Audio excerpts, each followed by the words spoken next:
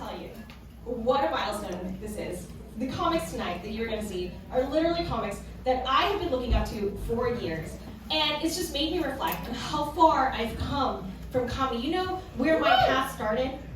You know the moment that my parents lost their American dream and sent me headlong in the road toward this comedy? One time when I was a kid, at Chuck E. Cheese, my mama slapped me across the face for eating my pizza wrong. She slapped me so hard, the pizza flew out of my mouth across the room in front of my favorite band.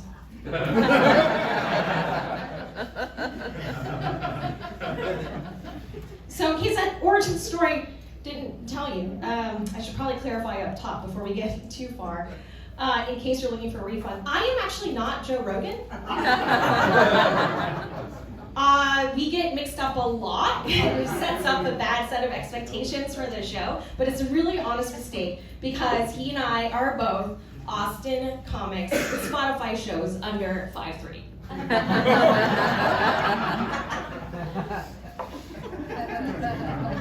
I get it. If you are one of those people, here is an easy way to differentiate us. The Joe Rogan experience is recorded in a studio inside his house here in Austin, Texas. My Spotify show is called FOGO, Fear of Going Outside, which doesn't use the N-word.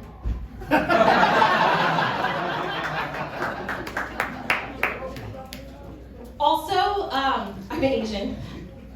Most people are.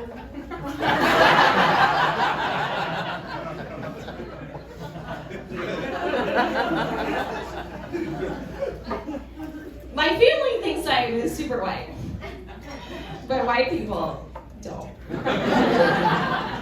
My family thinks that, just because I speak English or whatever, right, that America's just gonna embrace me, right? But all children of immigrants know, our lives are a lot more complicated than our parents know.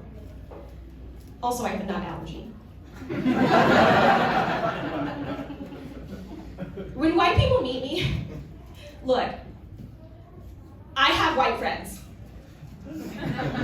Okay? One of my bridesmaids is white. We're not friends anymore, but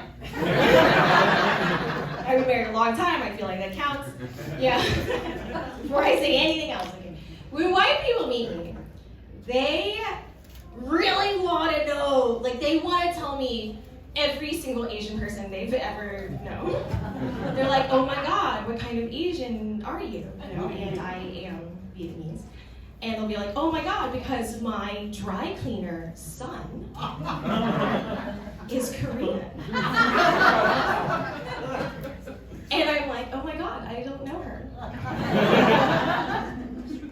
But secretly, I do. Secretly, we all know each other. And you know what else? We can't tell y'all apart.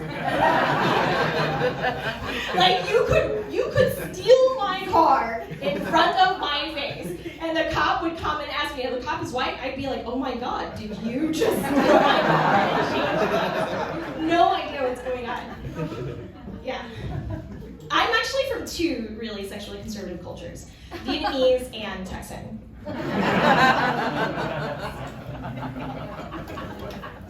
Vietnamese people, they won't even say the word vagina. Oh, okay. Can't even acknowledge it. We use euphemisms like butterfly and birdie. I think it's actually really poetic.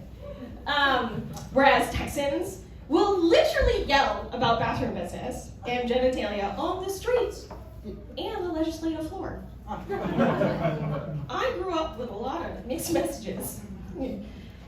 My father tried to forbid me from dating. First of all, he tried to forbid me from dating until I was done with graduate school, which is real rich. I know because Vietnamese people don't generally graduate high school at that point in my life. No one had made it past high school. But also, he forbade me from dating outside my race, which as my family's first American, I could not stand for that. I know it's not popular now to be like, oh, the American dream, I'm so proud of being American. Okay, but I'm a lot older than I look. I am 1.5 IUDs away from menopause. So I remember when America was the land of opportunity for terrorists. Nowadays it's like, oh look, another bridge collapsed all by itself. But when I was growing up, right, we were supposed to be the melting pot. We were the beacon of light, of hope, for the world, and I felt that was racist. I couldn't dance outside my ways, My father, he wanted me to be proud. He wanted me to do it for the culture. He wanted me to be proud of the culture, but I'm very proud of my culture, right? I'm Vietnamese, I can read and write. I'm Buddhist, and I used to sneak out to raise the secret tunnels I dug. I was the first person in my family to go to college, so, I was getting bullied for being a nerd at school and at home. I wasn't dating anybody, all right? The only action I was getting was from, my prepubescent humping a stuffed panda bear. And pandas are Asian. It was the principle of the thing for me, okay? We went to war about this. For weeks, we had a silent treatment. It was so tense in our house. My mom couldn't take it anymore, and she was like, Ivy, you have to make peace with your father. And I said, fine, but he better not say a goddamn word when I bring home a good Vietnamese woman.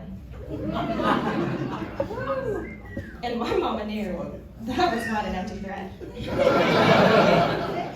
See, I had a b-boy face, right? Not that I was into b-boys, okay? Like, I was the b-boy, you feel me?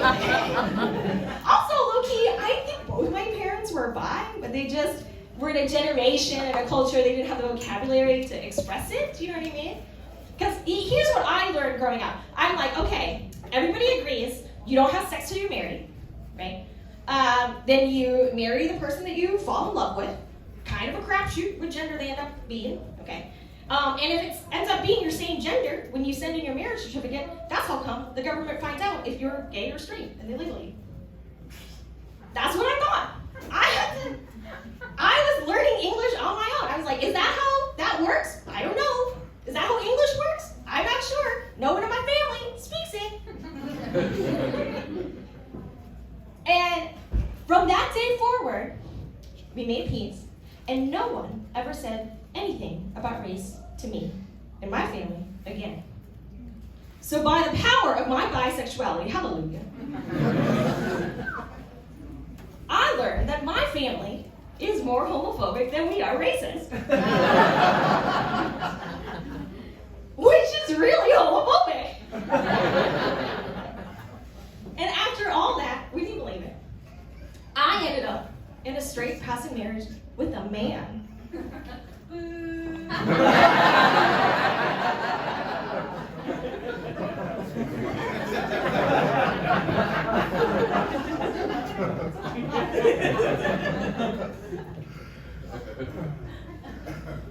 Because every woman I've ever fallen for is a dog person. But I eat dogs.